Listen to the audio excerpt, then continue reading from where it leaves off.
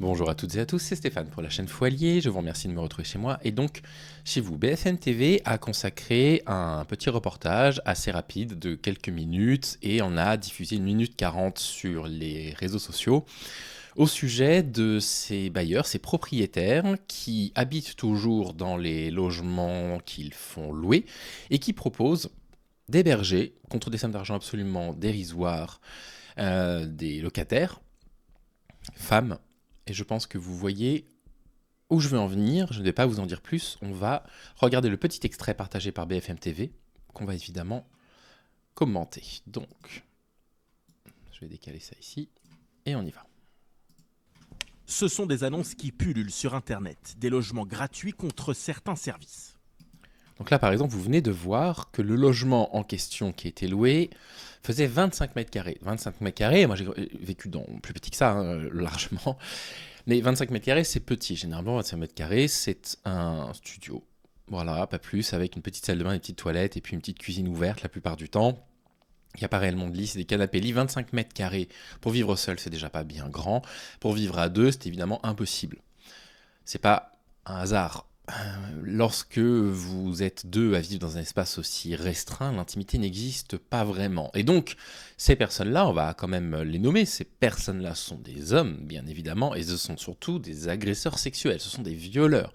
C'est-à-dire que qu'est-ce qu'ils font ? Ils se servent de la détresse des personnes actuellement, de la diminution du niveau de vie, de la difficulté que c'est de pouvoir trouver un appartement quand on a un petit salaire, puisque les agences demandent bien souvent le triple de revenus par rapport au loyer. Il va falloir ensuite avoir des garants. Alors évidemment, il y a des solutions. L'État peut parfois se porter garant dans certaines circonstances. Tout ça est extrêmement compliqué. Et ils se servent de ça pour pouvoir dire, eh ben alors vous voulez être logé ? Bah venez, j'ai 25 mètres carrés, moi je vous loge. Par contre, on dort ensemble. Et par contre, on couche ensemble.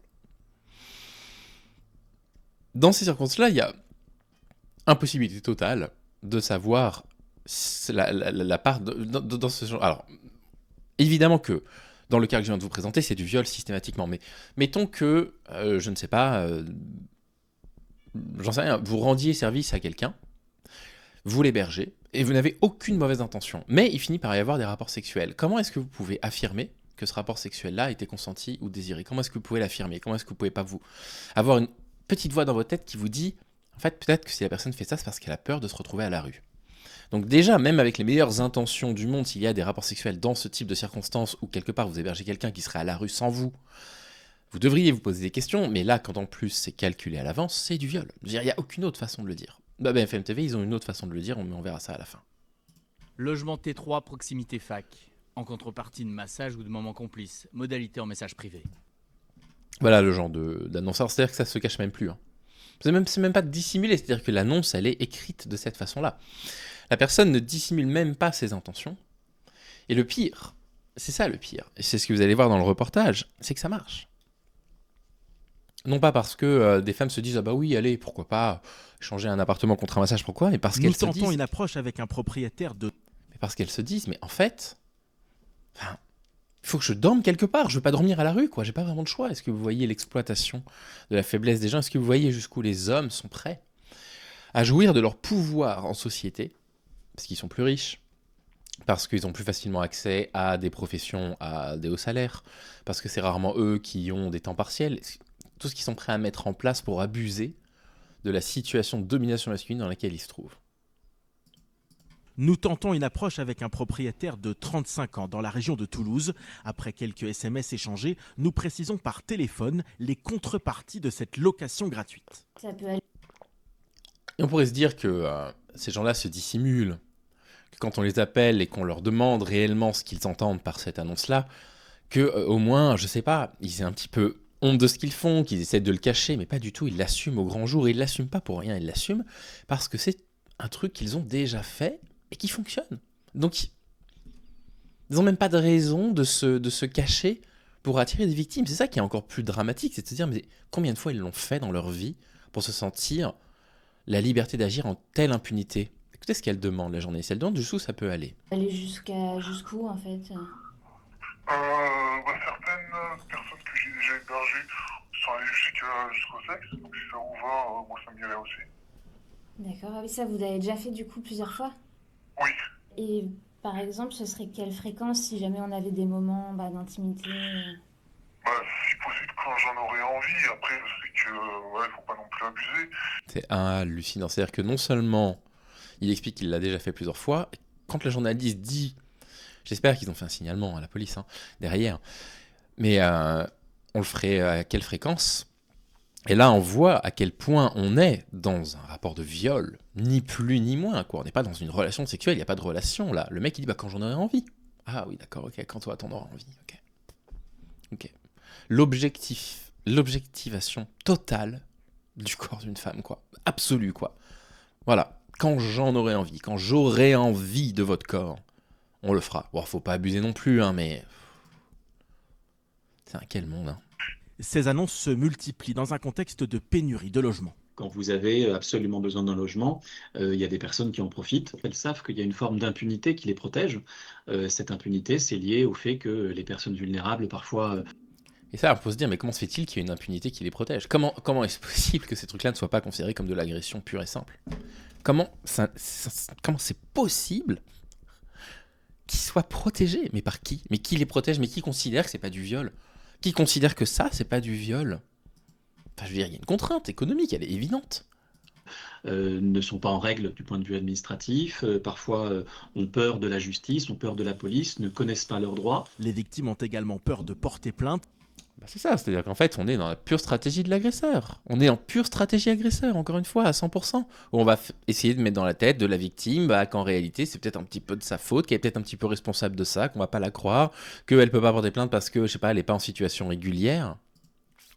Pourtant, ces pratiques peuvent être sévèrement sanctionnées. C'est des faits qui sont très graves, il faut le savoir, puisque le fait de louer son logement contre des faveurs sexuelles expose la personne qui le fait à un risque pénal, puisque ça relève à la fois de plusieurs qualifications. Je pense notamment à l'abus de faiblesse, au chantage sexuel, au harcèlement sexuel, voire à des faits de proxénétisme. Les Il manque pas un mot? Alors, c'est très bien qu'il soit sujet à tout ça, mais il manque pas le mot viol? propriétaires s'exposent à des sanctions pouvant aller jusqu'à 7 ans de prison et 375 000 € d'amende. J'aimerais bien y assister un jour à un procès comme ça. Si jamais il y a un truc médiatisé, j'essaierai d'y aller. Et le problème, c'est que BFM TV, pour titrer sur ce petit reportage, ils ont marqué simplement, entre guillemets, les propos de l'homme qui a violé des femmes dans sa vie, puis qui continue à le faire, avec ce chantage au logement, en disant certaines personnes que j'ai hébergées sont allées jusqu'au sexe. Les annonces de logements qui ont des faveurs sexuelles se multiplient sur Internet. Alors déjà, il vous reste la moitié des caractères à utiliser sur Twitter, donc utilisez les mots, BFM. Utilisez les mots. En fait, les personnes qui font ce genre de choses sont les hommes. Il manque le mot homme là-dedans, et il manque le mot viol, évidemment. Proxénétisme, je ne connais pas assez la loi pour pouvoir vous l'affirmer, mais c'est probablement vrai.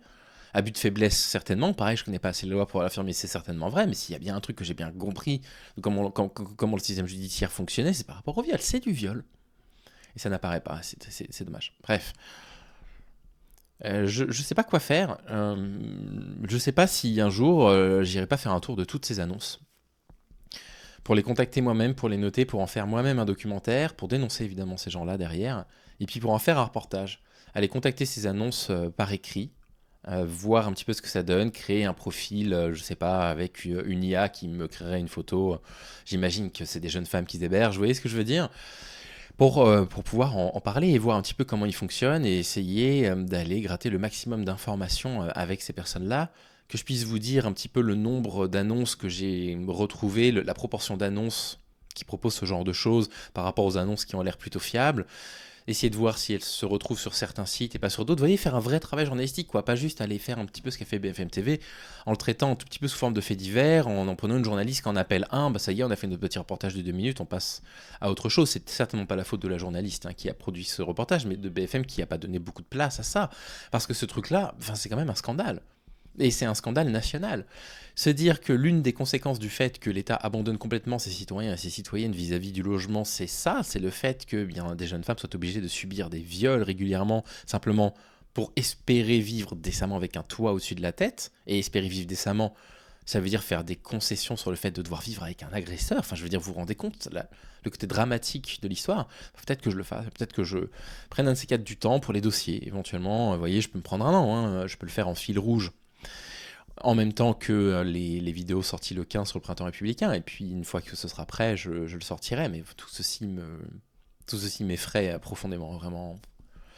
Et ça aurait été bien que les termes soient utilisés sur Twitter, parce que moi, j'ai fait un retweet là-dessus. J'ai retweeté ça en disant il manque le mot homme, il manque le mot viol.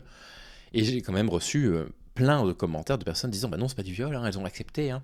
Vous voyez, on a une incompréhension quand même collective de ce que c'est qu'être libre, de ce que c'est que désirer mutuellement un rapport sexuel, etc. Enfin bon, bref. À voir, peut-être que je le ferai, vous me dites en commentaire, si jamais ça vous intéresse, écoutez, on le fera, hein, puis on sortira ça sur les dossiers, qu'est-ce que vous voulez que je vous dise. Allez, prenez soin de vous, bonne journée.